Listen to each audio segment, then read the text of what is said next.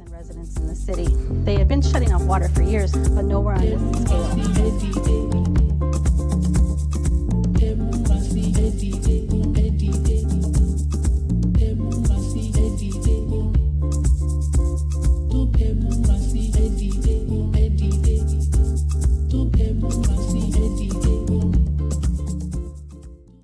Welcome, beloved community. We are back again with yet another installment of the People's Water Board Coalition's Water Wednesday webcast. And today, I'm here, as always, with my beloved co-host, Valerie Jean. Hi, everyone. And we cannot forget our behind-the-scenes tech guru extraordinaire, Miss Angelica, who is like top-tier tech person, does everything, keeps the show running consistently and smoothly week after week, bringing great content to you. And, you know, if you really go back down our timeline and look at those first year shows, you'll see a big difference between those and the shows that Angelica brings to you week after week. We couldn't do this without her. As Valerie said, it's a short show, and we just have some hot topics to keep on your radar. And to make you think a little bit that we want to throw out there to you.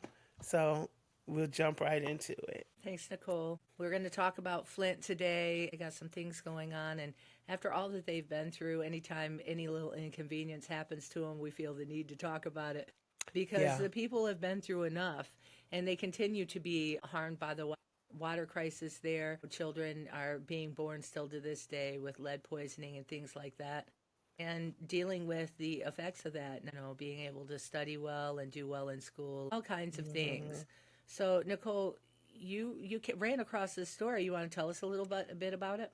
Yeah, as always, I tell my viewers, I research so many things for our show that immediately when I open up Google, they start suggesting stories and news feeds to me automatically. And I came across a story, and anytime I see anything from Flint, it just jumps out at me. And it says, consumers' power to disconnect power to 3,800 plus residents in Flint on November 7th, which is what, 3 days from now? So it'll be Friday. And that prompted me to open the story, which I did, and I went to reading a little further because I'm like, let me not, you know how we are about our utility companies, let me not prejudge, you know, let me see what's going on.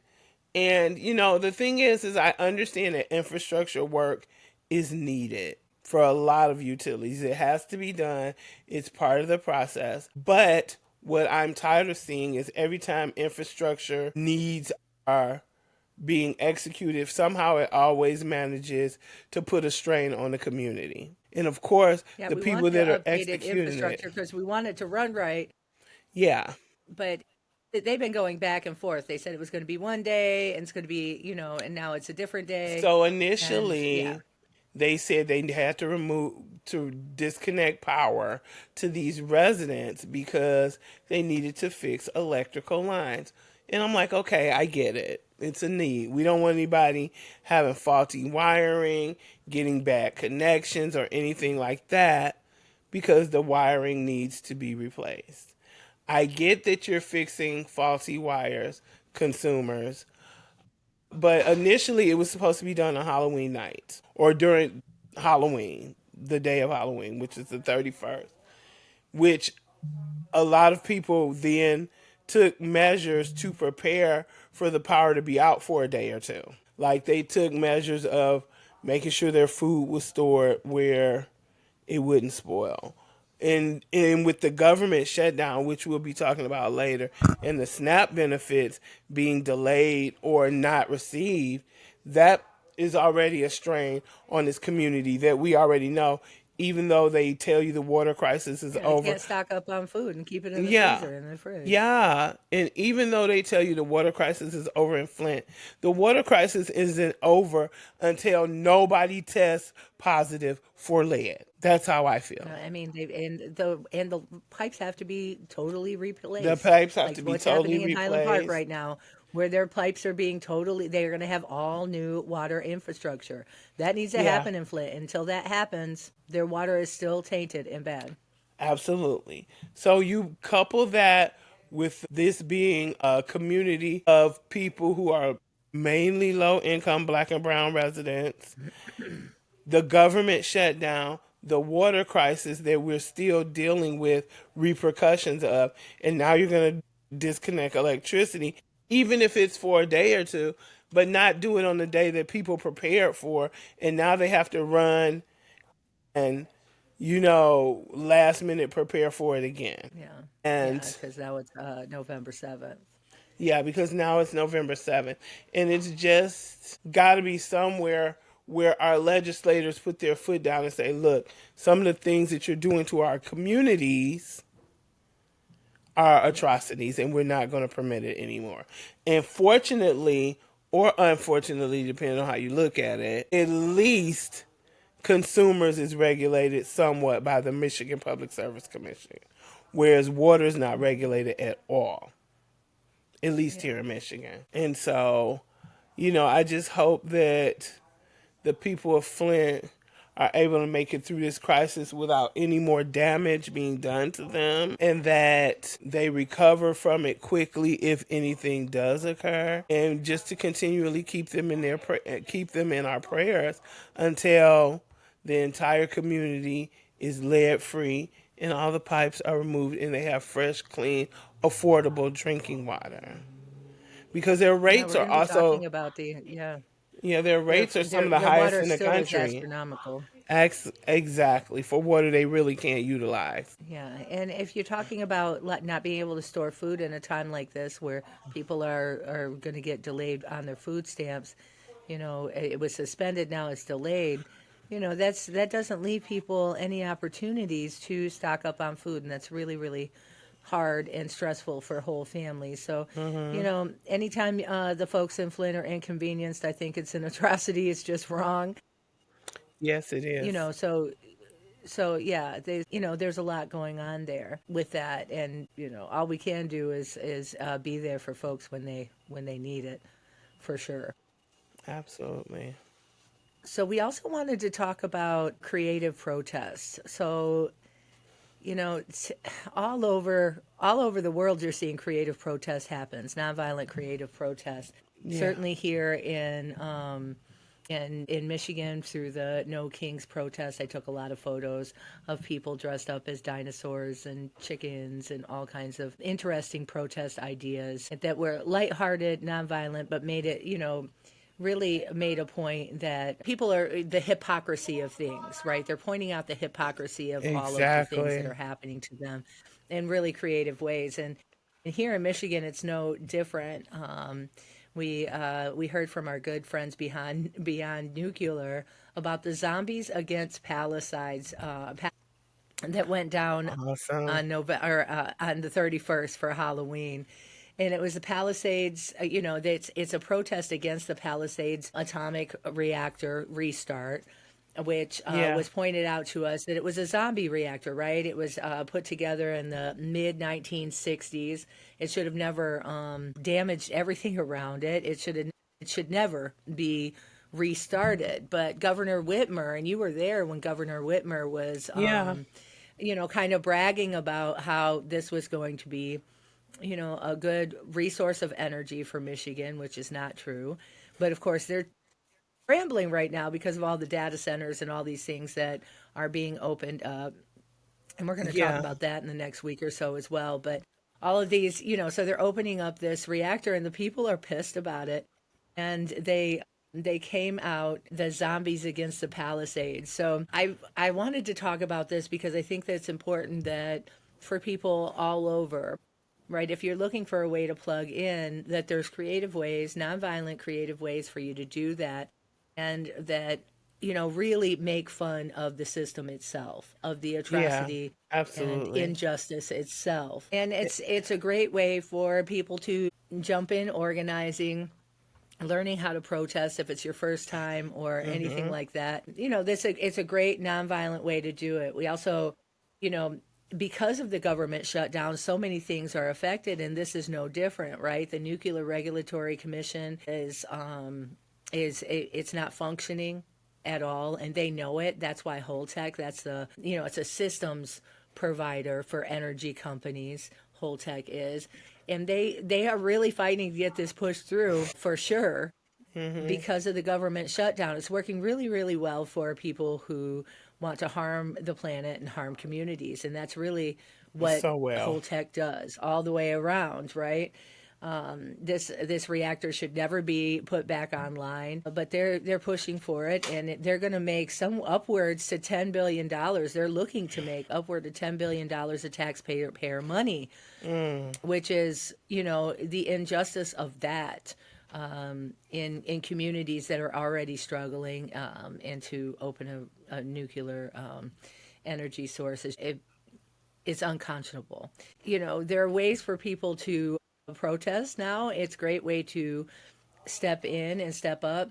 The Palisades is right on Lake Michigan in Covert Township, and the governor just thinks it's a great idea. So I think it's really important that people call and let her know that it's not.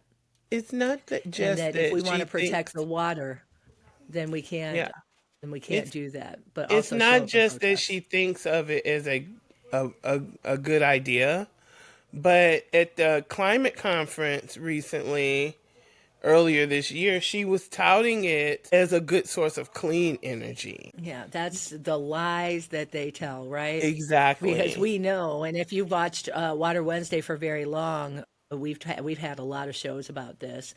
We've had folks Yes. from Beyond Nuclear on, a handful of them, and we've talked about this, with Jesse Deerwater and the Hmm. folks from Kraft. That's an organization based right here in Detroit.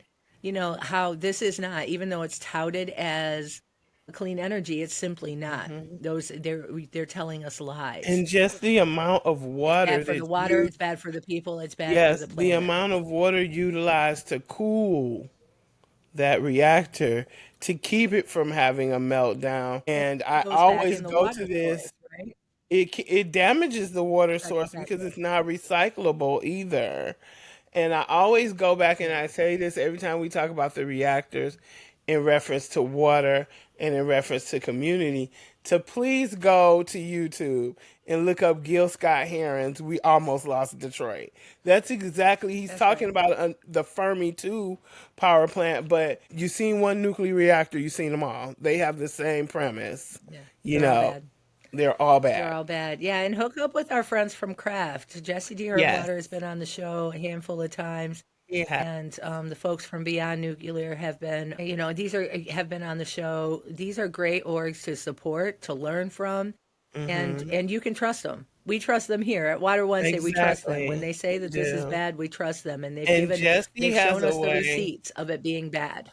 Jesse has a way of teaching you about nuclear power, its damages, its issues, where even young children can understand. And they always say start young, and they'll come up in Yeah. those ways. So I implore you to reach out to either one of these organizations, even if it's just Yeah, to seek support them. more Follow them on information. Facebook and Instagram, and follow them. Yeah, yeah, you can learn a lot from them. But when they lie to us, we have to bounce right back. We have to very loudly, which they did here at the Absolutely. Zombies Against the Palisades protest, and say, hey, this is not okay, and our communities don't want that. And Hmm. honestly, when we speak up and fight back, we win. Right now, as we speak in Kalamazoo, that data center that was posed to be built is not going to be built. Andrea Pierce called me yesterday. Our dear friend Andrea, she's been on Water Wednesday many Yes. times. She called me yesterday and was like, "Did you see that the people have stopped the data center in Kalamazoo?" It's because they got together. They were like, "No, we're not going to tolerate this." They went to city council over and over and over again. And it became a huge protest where people were Yeah. speaking about it every day, every day. That's what we have to do. When we fight together, we come together, we win. Absolutely. And it doesn't have to start out big. You just have to have a few people with the same Find your ideology and people. vision about the community. And you will be surprised how many other people thought they were the only ones that had that ideology, and you come together and you build a movement. Yeah, that's right. That's right, Nicole. So there's those things. All of these things are more complicated because of the government shutdown. And the next thing that we're going to talk about briefly, because of the government shutdown, because really there's no real will to give to make sure that everybody has their food stamps on time, the full amount, and all of those types of things. Absolutely. People are, the food pantries are open and running. Everybody's trying to respond to this crisis as far as SNAP benefits, and here at Water Wednesday, we put together a list. Yeah, but not only that, just a little breaking news to add to that. As I was Googling, I didn't get an opportunity to view the whole story, but there's a story that states that companies and, like private entities that are like even smaller grocery stores or grocery store chains, such as Aldi's, will be penalized if they do anything to help people during this crisis. Like Aldi's was deciding like certain items, they would make them buy one, get one free. So people could get more bang for their buck because they may have to spend cash. And we're told that they would lose certain licensure privileges if they did that as a company. Now, that may not affect an individual store here and there, but when they made the announcement as a company that they were going to do what they could to help people during this crisis by maybe giving a little extra groceries or a buy one get one freeze so you could get more money and more food for your money, they were told by our government that they would be penalized for doing that. So this I don't. just an incident of government shutdown and people not having funding. This is particularly All-out attack. strategic. Any way that you slice it, It's an and attack dice on our it, it's an community. all-out attack on the people. It's a way It to is. keep people stressed and worried to where they don't speak up and they don't fight back because they're scared to. And that's what these tactics do. Historically, that's what these tactics are. And we have to understand them for what they are. But we Yeah. have to, no matter where we are, we need to be coming together in this moment. And a lot of people are. So here at the Water Wednesday show, we have put out quite a few Facebook posts and Instagram Yes. posts that talk about, the food pantries that are open. I spent the time calling all of them and making sure that they're up and running and that people have have what they need to have access to them. And another kind of note is that workers and volunteers at these pantries, they're really struggling because people are scared and angry and things like that. And so, be careful and gentle with each other.